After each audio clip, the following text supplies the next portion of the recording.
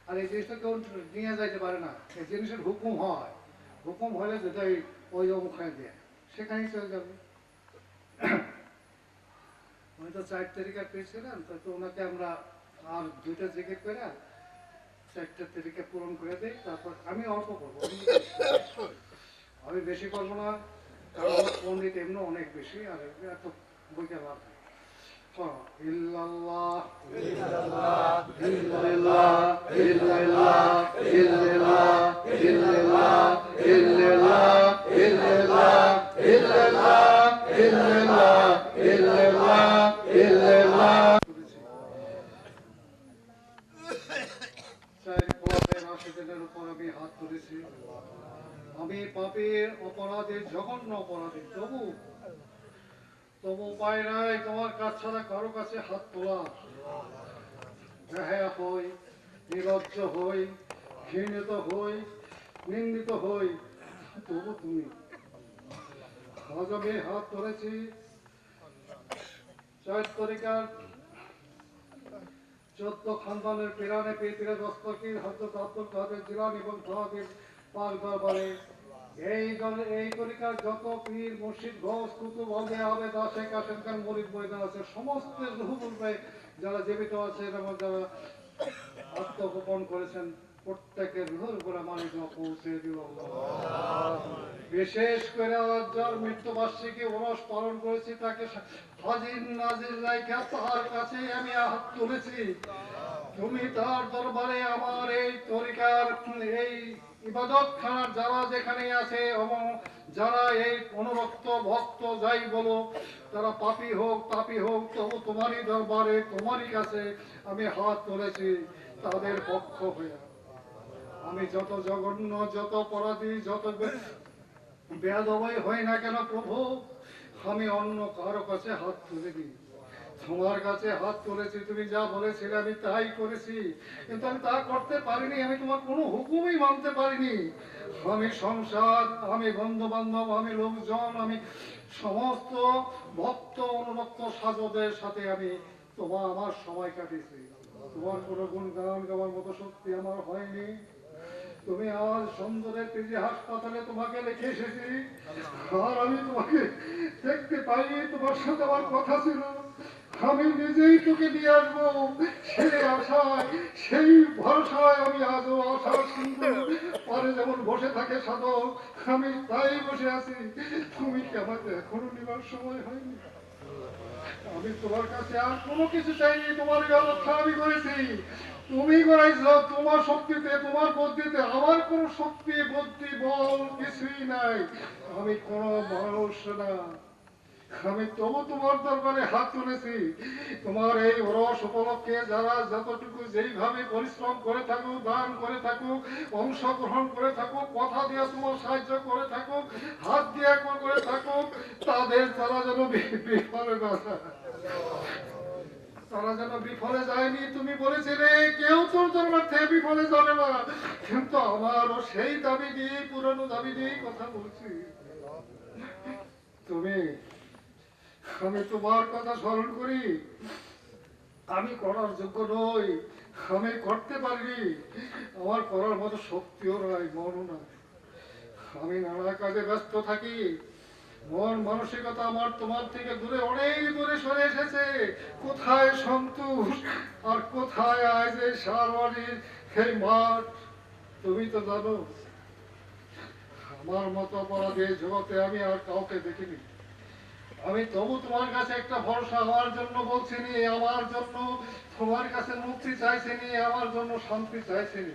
আমাকে তুমি যত আগুন করো জ্বালাও, তোমার শেষ জ্বালানি যতটুকু আছে, আমি জ্বলে পড়ে ছাই হয়ে যাব, তাও আমি তোমার কাছে তোমাকে অস্বীকার করব। কিন্তু যারা আমার কথাতে তোমার নামের উপর ভরসা করে, তোমার এই ওরস তুমি দেখো, তুমি নিজেই দেখো, দাঁড়ায় দাঁড়ায় দেখো কি সুন্দর, কি সৌন্দর্য, কি কষ্ট, কি ধৈর্য, কি অর্থ ব্যয়, কি পরিশ্রম করে তোমাকে সাজানো হয়েছে। তুমি এটা গ্রহণ করো প্রভু, তুমি নিজে এসে গ্রহণ করো। আমি আর তোমাকে কি দাবি বা করতে পারি? আমি তো অদম। তুমি বলেছিলে কোনো হাত খালি হাতে তোর যাবে না, কিন্তু আমার হাত বহু খালি হাতে গেছে তোমার দরবার থেকে। এই ওরসে আমি তোমার শেষবারের মতো অনুরোধ করছি, আমার হাত তুমি খালি ফিরাই দাও, তাতে আমার আপত্তি নাই। কিন্তু যারা তোমার তোমার নামের উপরে বিশ্বাস করে, তাদের ভক্তিতে, তাদের কষ্টে যেটা তৈরি হইতেছে, এই পরে যে যুগ আসতেছে, কি হতে যাচ্ছে, কি হবে, কি না হবে, সেটা তুমি ভালো জানো।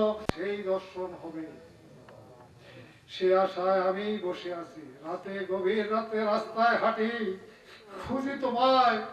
এই বুঝি তুমি আসবে, এই বুঝি তুমি আসছো, এই বুঝি তোমাকে দেখা যাবে। অন্ধকার রাত্রে ডাকাইতে আমাকে দেখে ভয়ে তারা পালিয়ে যায়, আমাকে দেখে পুলিশ ছুড়ায়।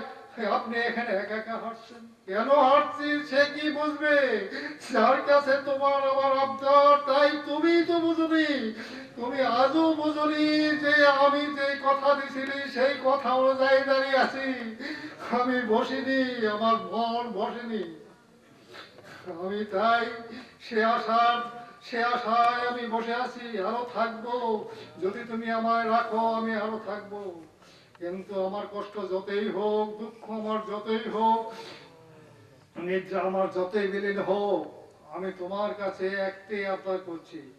যারা এখানে আসে, যারা এখানে অনুরক্ত ভক্ত যাই বলো, তাদেরকে তুমি খালি হাতে ফিরেও না। তারা তো, তুমি তো জানোই তারা কারা, আমিও জানি, তুমিও জানো। আমার তো সে কথা বলার অধিকার নাই। তবে তোমার কাছে আমার আবদার, অবুঝে হোক, বুঝে হোক, পাপে হোক, পুণ্যে হোক, যত বড় অন্যায় করুক, পাপের তুমি বলেছিলে আকাশ সমান পাপ একটা চোখের পলকে ক্ষমা হয়ে যায়। তাহলে আমি কেন দাবি করতে পারবো না যে আমার যারা আছে, আমি আমি জাহান্নামে গেলেও তারা যেন জাহান্নামে না যায়, তারা যেন তাদের জীবের আত্মার কি আশা আছে, জীব আত্মার আশা। সুতরাং সেই আশাটা যেন পূর্ণ হয়, এটাই আমার কাম্য, এটাই আমার ধারণা। 4 তরিকা 14 খানদানের পিরানে পীরে দস্তগীর হযরত আব্দুল কাদের জিলানী, গরিবের নওয়াজ খাজা মঈনুদ্দিন চিশতিয়া, গরিবের নওয়াজ মঈনুদ্দিন চিশতিয়া, সুলতানুল হিন্দ, হিন্দির সুলতান, তোমার দরবারে আমার এই আবদার। তারপরে কথা হইল যে মহিউদ্দিন শাহাবুদ্দিন সালাউদ্দিন নকশবন্দি, তোমার দরবারে আমাদের মুজাদ্দেদ আল ফেসানি, তোমার দরবারেও আমার এই আবদার, একই আবদার। সারা বাংলার মানুষরা বলে, অন্তরে যাদের আমার আছে, তারা তারা যেন ক্ষতিগ্রস্ত, তারা যেন বিফলে না যায়, এই আমার দাবি। তোমার দরবারে হযরত শাহজামানের কাছে আমি যাই, যে রাত্র ভরা তুমি যার তপস্যা করতে, নাসিরউদ্দিন বাগদাদি, জহিরউদ্দিন বাগদাদি, এই তিন তোমাদের কাছে আমার আব্বার কাছে আমার এই আবদার, আমি বিফলে গেলেও ওরা যেন বিফলে না যায়। ওরা অবুঝ, ওরা, তুমি জানো ওদের ইতিহাস, তুমি বলেছিলে তোর কাছে এরা আসবে, তারাই এসেছে, তারা খালি হাতে ফিরবে। এটা তো আমি চাইনি। জীবের কি বা আশা থাকে? জীবের একটি মাত্র আশা, অর্থ, লোভ, আর কেউ নাই জগতে। সুতরাং আমি যে দাবি করেছি, এই দাবিও পূরণ হবে, এটাতে আমি আশাবাদী। আমি তোমার দরবারে জানাই হাজার শুকরিয়া। তোমার এই দোয়া, তোমার এই দরুদ, তোমার এই কাজ আমি কিচ্ছু করতে পারবো না, কিচ্ছু করিনি। আমি আছি আশায়। উপরে যে জীবাত্মার থাকে আশা, আমারও সেই আশা। তুমি আসবে কখন? প্রেমিক প্রেমিকার কাছে যাবে কখন? সেই রাত্রে সারা রাত জাগে, এই বুঝি পুকুরে ঘের করে উঠলে, এই বুঝে আসছে।